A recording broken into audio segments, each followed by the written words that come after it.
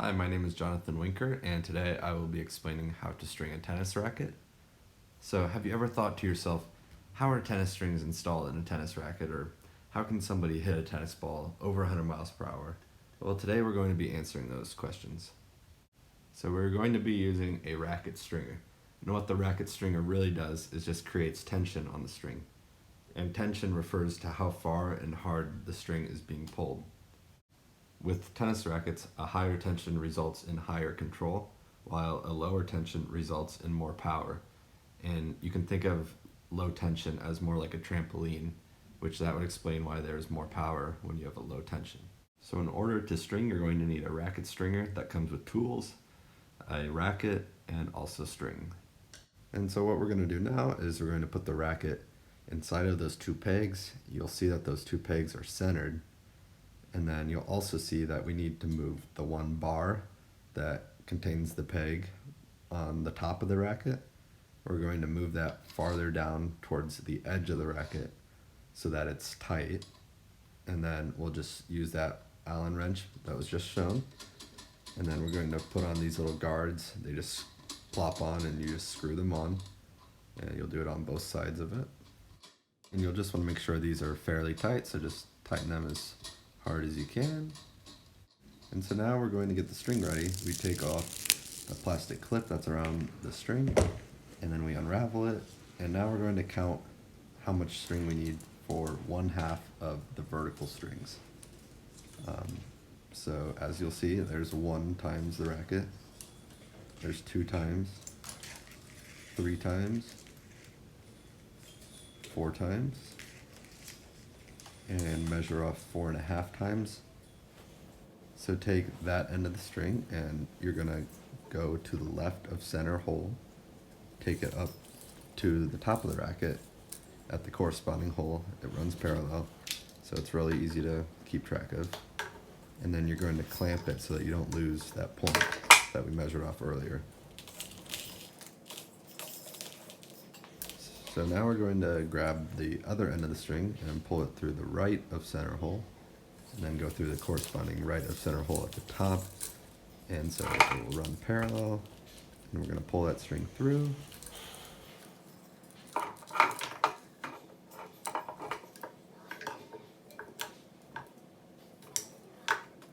So now that we have both ends pulled through, we're going to clamp it right in the middle so that we don't lose that point. And that will give us a good base so that we can start tensioning.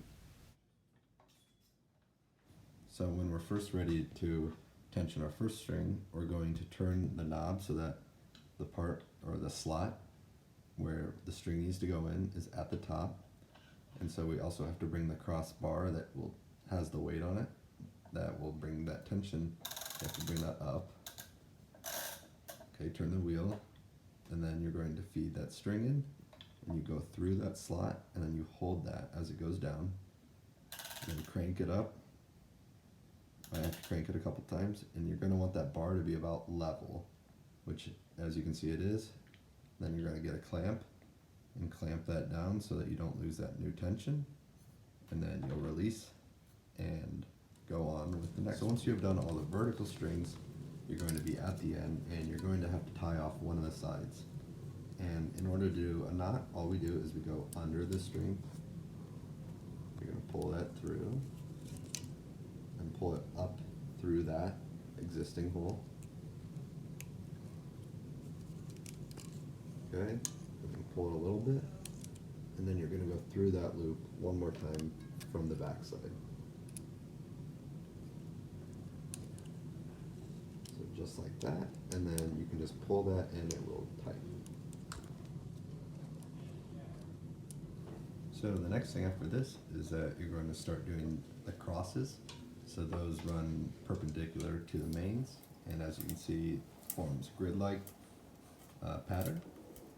And so really the only thing that's hard about weaving is that you have to go up, then down, and then up, and down, and then tension it off, go back the other way, and it should be the opposite order of the row you just did.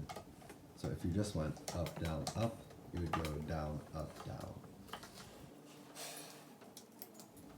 And once you've gone all the way to the top of the racket, you'll realize that there are no more holes to do because you're almost done with the racket. And so similar to before, all you're going to have to do is tie another knot, and then once you get that knot done, you just have to take the pliers and pull pretty hard to make sure that knot's not going to go anywhere. That way you don't lose any tension.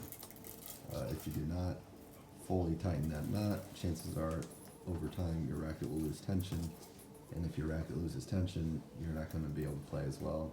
You won't be able to hit the ball as hard to a certain extent, and so you just want to make sure you do that right. As soon as you've got that knot tightened, what we're going to do is take off the clamps, and then you're just going to cut off that excess string. Make sure you don't cut yourself or cut the string in there because that would hurt. So now you should be able to know how to string a tennis racket using a racket stringer, a racket, and string. Thank you for your time and good luck stringing.